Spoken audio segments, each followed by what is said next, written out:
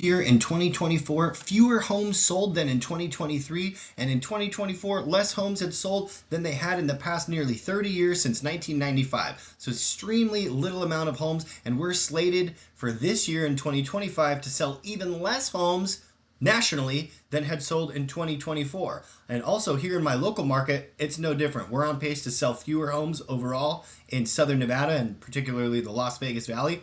But more importantly, last year, there were 6 zip codes that went down in value. Now there's about a dozen that went up in value, and all the rest stayed about the same. So today, it's more important than ever to price your home correctly. So if you are a seller or a real estate professional, then this message is for you. So first of all, we're going to talk about price. So let's say today's prices are currently here, and we'll put that for money. So today's prices are currently here. Now, let's say values are dropping. Now, obviously, they're not dropping at that rate. They're really just probably dropping, a few percentage points. But for the sake of this exercise, we're going to make that line look like that. Prices are going down. Okay? So because prices are going down, and prices are here today at this line here, right? So if you list your home here today, then 3 weeks later, 2 weeks later, a month later, your home is still priced here, but values have already gone down. So now there's this gap where buyers are no longer looking at your home. They're essentially missing it. And so it's super important to understand that if you want to price your home correctly so that you're going to make the most money that you can make for this market, but more importantly, so you're not sitting on the market forever. What happens is, and I see a lot of sellers do this, is here's day one right here, is that they'll price it for this day, and then as the market drops, they'll reduce it to here. But the market's already underneath it. And then when it gets here, they reduce it to here, and the market is already underneath it, if you see what I'm talking about. And so to effectively price your home, you're going to need, if today is here, remember this is today's prices, then you need to price your home on this date here so that when the market is dropping, it intersects with that, or you're already lower than what the exact price would be prior to the market dropping to that price. That way, you're not chasing it like most sellers are doing. You're essentially anticipating it before it even happens. So essentially, you're going to price your home here and get it correct. That way, by the time it hits, it's there. And you've already got your buyers, which means you're getting your money. And so some people are asking, well, if I have to price it under fair market value, I don't want to sell my home for less. But let me tell you, it is a proven fact, especially in this last year and this year, that if you list your home and it sits and sits, you're actually going to end up selling it for less than you would have had you priced it accurately the first time earlier on. The longer it sits, the higher probability that you're going to sell for even less money than you should. So, to keep things short, sweet, and simple, you want to price your home. The question was, how much is, enough to stimulate a good deal from people? So, first of all, before I explain that, I want to mention that when Black Friday happens, people are getting in fist fights, knocking down glass doors to get into stores so that they can save a little money. And the question is why? Well, it's not just to save a little money, it's because they're perceiving it to be a great deal. This TV's 60% off. That's a great deal. I don't want to pay more for this item that I want. Say it's now a house. Well, this house is a few percent off. I don't want to pay more for it when I can get it for cheaper. That's exactly what you're going to offer. Now, in this section of the screen, we're going to talk about the neighbors.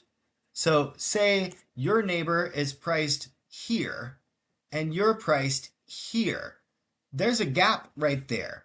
And people are going to perceive this listing to have more value. If you have two identical homes, both of the same, home A and home B, both 3 bedroom, 3 bath, 2,500 square feet, then everyone is going to look at this one and say, wow, I get a lot more value, or V for value, out of this listing than I do this listing. And so that's the same philosophy of pricing something correctly to cause it to sell rather than to linger on the market. And so, all of that said, the answer to your question is we don't need to go 20% under fair market value. In fact, we've actually found in our current market that if you're just 2% under fair market value, then that typically ends up being just enough for you to be able to look like you are a good deal, to be perceived as good value. So think about it this way. If I have let's blow that up. Oh, that's too big.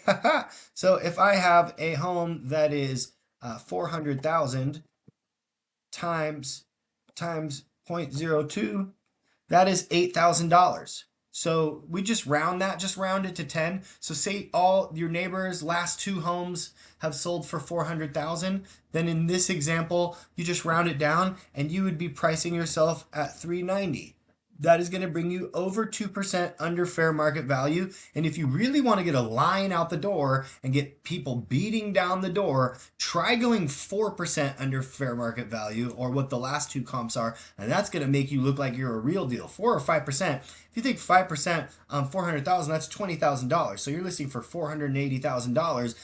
People are like, well, I don't want to give away $20,000. You're wrong.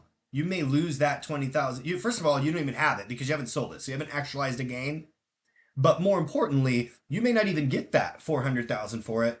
But what happens is when you list it at 380 and you're 5% cheaper, like discount compared to the rest of the listings, you're going to get people banging down the doors to come look at your listing. And what's going to happen is you're going to get in a multiple offer situation, And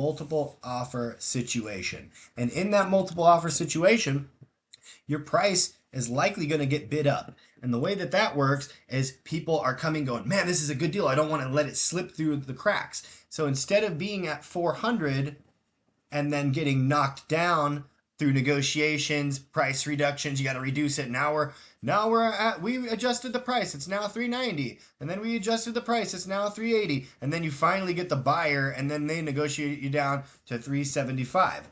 That's not what you want. In fact, the better way to approach it now in today's current market is to price that 400K, like we had it right here, to get that 400K home. If you priced it at 380 right now, you're going to get a multiple offer situation. And buyer A might give you the 380, but then buyer B goes, this is a great deal. I want to get this home. So let's actually change the color on that. So then buyer B comes in and he's like, I'll give you 385. It's still cheaper than the other two that sold at 400 recently. Then the next guy comes in and buyer C, he comes in and he's like, I'll give you 390. And then all of a sudden you just have this large upshoot in prices as opposed to starting at 400, sitting, and then getting negotiated down to 380 or worse, 375. So that is how to price in a falling market in a nutshell. So glad that you stuck around this far. And again, I will do the initial sort of best graphic for this is literally in a falling market, you need to price down before the market hits it. That way, as it's dropping, you catch that buyer. Maybe you catch it here as it's dropping, maybe you catch it here.